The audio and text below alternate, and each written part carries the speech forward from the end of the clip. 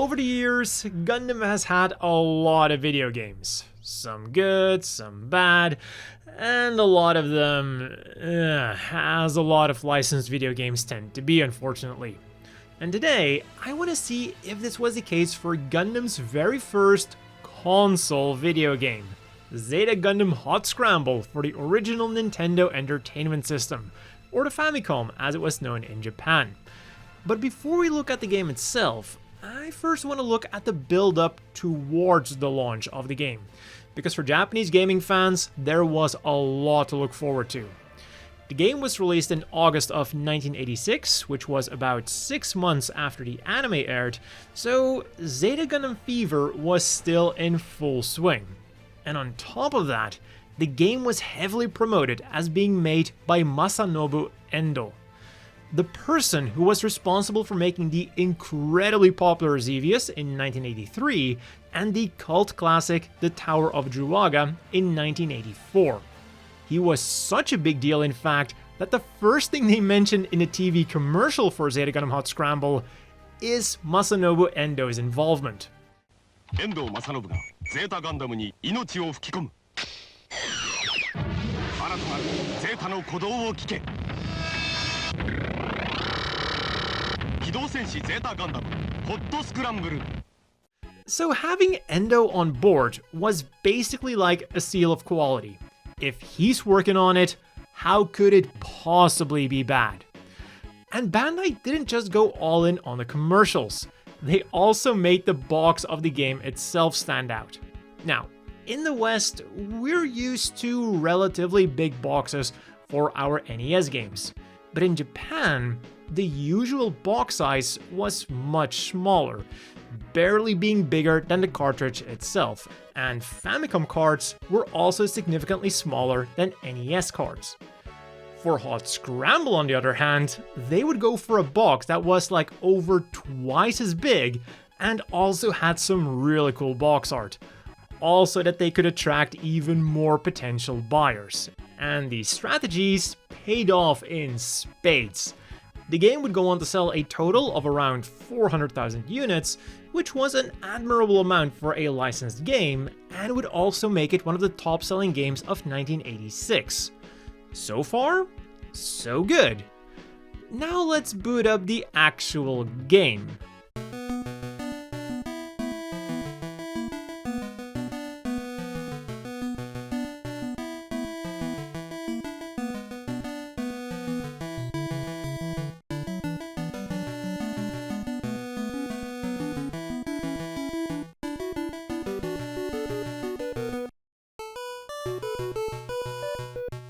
Not too bad, right? We get a nice introduction and even a roll call of the various enemies that we'll be facing, all accompanied by a good rendition of the first intro song. And then once the game begins, we get treated to an equally good sounding rendition of the second intro song. I really hope you like it though, because that's what you'll be hearing on loop throughout the entire game. Until you die, then it's an 8-bit rendition of the first ending song.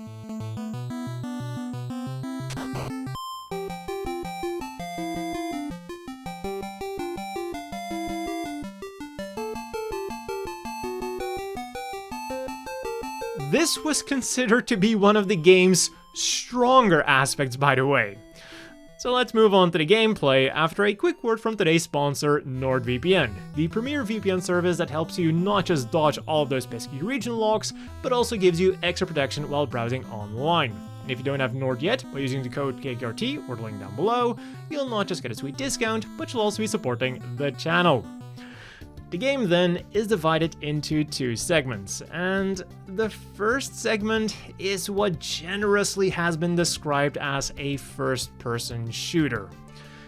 Yes, you are in first person, and yes, you are shooting, but this isn't really a first-person shooter. This is a rail shooter, and if you want to be even more specific, it's a Space Harrier clone.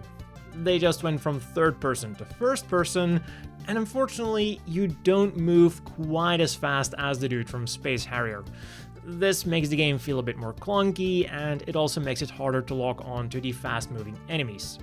Still, if I was a Gundam-loving kid in the 80s, chances are very high that I would have loved this.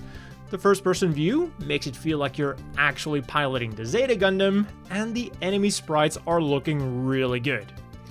Next up then, it's time to infiltrate a colony for the second gameplay segment.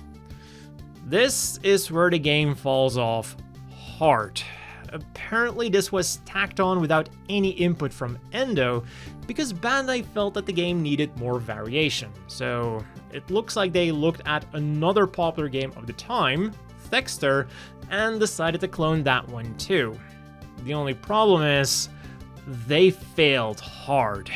Each level is an uninspired maze that you have to traverse with clunky controls, especially in Wave Rider mode.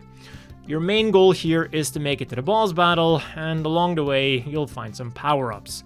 A shield that guards you from a handful of attacks, a beam rifle that makes your beam rifle a bit more powerful, and a health pack that heals a seemingly random amount of health.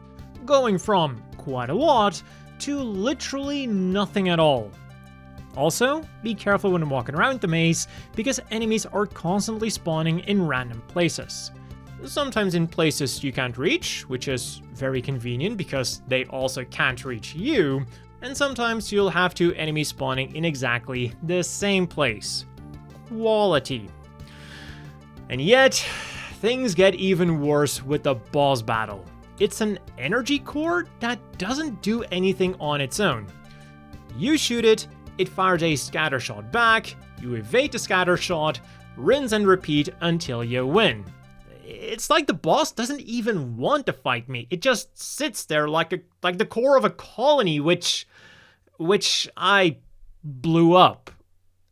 I just destroyed a colony, didn't I? And we'll get to do it again and again and again. By the end of the game, I think I've single-handedly killed more innocent people than the Titans ever did. And we're not just blowing up colonies. Sometimes you get to blow up an asteroid, and yet other times you get to blow up a ship. But don't let this description fool you. It all plays out exactly the same with the exact same stage boss. This is just not good, and it reeks of a game that was rushed out of the door. And believe me, this isn't just me looking at an old game through modern glasses. The Famicom magazine reviewed the game at the time of its release, and they only gave it 18.67 out of 30, barely cracking 60%. Plus, Endo himself also wasn't happy with the end result. Like I said, the maze level was put in there without any involvement from him, and even the first-person segments were quite different. And thanks to a promotional event, we know exactly what Endo's original version looked like. To coincide with the release of Zeta Gundam Hot Scramble, 1,000 people could win Zeta Gundam Hot Scramble Final Version. The title might make it sound like it's an upgraded version, like we so often get today, but this is actually the first version that was made by Endo and submitted to Bandai. And you can definitely see that this is an earlier version. For example, you're only fighting against mobile suits from the Titans, with axes nowhere to be seen, the barrel of the beam rifle isn't on screen, we don't get mini-boss battles at the end of some of the shooting stages, and most importantly, the maze levels are nowhere to be seen. And then we have things that are just a bit different. First of all, we have a radar at the bottom of the screen telling us where every enemy is. This is very useful because in order to get to the next level, you have to defeat every enemy. Another element of the UI that's different is your life indicator. In the retail version, you've got a traditional life bar, but in this version, you take damage to different parts of your mobile suit, and certain parts are more important than others. If your head gets destroyed, you can no longer use your Vulcans and your target reticle is gone, and if you lose your beam rifle, it's just straight up game over. It is more difficult, but it also makes you feel more like you're actually piloting a mobile suit. And this wasn't the only thing that made the game more difficult. Rather than coming at you like one by one, at the beginning of every stage, you're now greeted by a bunch of enemies flying in formation. and on top of that, their AI seems to be more advanced as you can get with the Famicom, of course. But you can definitely tell that their movements in the final version are a lot more complex and therefore harder to predict. So overall, I like the final version a lot better than the retail version. Is it repetitive? Yes. Does it hold up well today? Honestly, better than I was expecting. It's fun to play in short bursts, and for being on the Famicom, this is as close as you can get to feeling like a real Gundam pilot. Back in the day, I could totally imagine playing this with a friend, competing to get the highest score. Also, despite the final version being supposed to be more difficult than the retail version, I actually thought that it was easier in a way. The learning curve is definitely higher, and if you're not careful, enemies will gang up on you and will kill you in an instant. But the more I played, the better I felt like I was getting at the game, which then also in turn made me want to continue playing. So in the end, I find the final version to be both easier and a lot more fun than the retail version. But why was the retail version so different from the final version? Well, when Bandai first received Endo's prototype, they did playtesting for feedback. And reportedly, most of the playtesters were between 6 and 12 years old. Their main feedback was that the game wasn't all that fun because it was too difficult.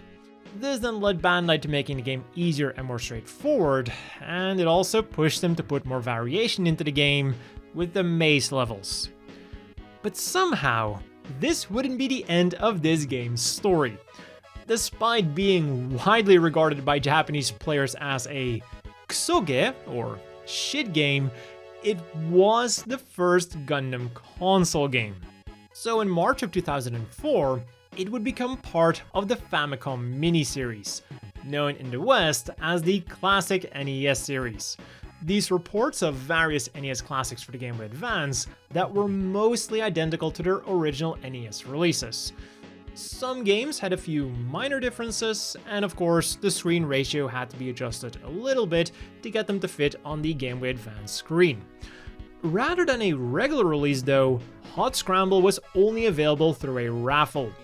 People who bought Mobile Suit Gundam Senshi Tachi no Kiseki for the GameCube could win one of only 2,000 copies, making this another rare version of Hot Scramble. But at the very least, this is a version you can still get. On October 6, 2005, Hot Scramble would be released as an i-Apli on the iMode service, available on compatible Japanese phones. This version of the game was reportedly a one-to-one faithful recreation of the Famicom version, but it's now all but impossible to find. The game must have been delisted years ago, and the iMode service itself is actually getting terminated next week.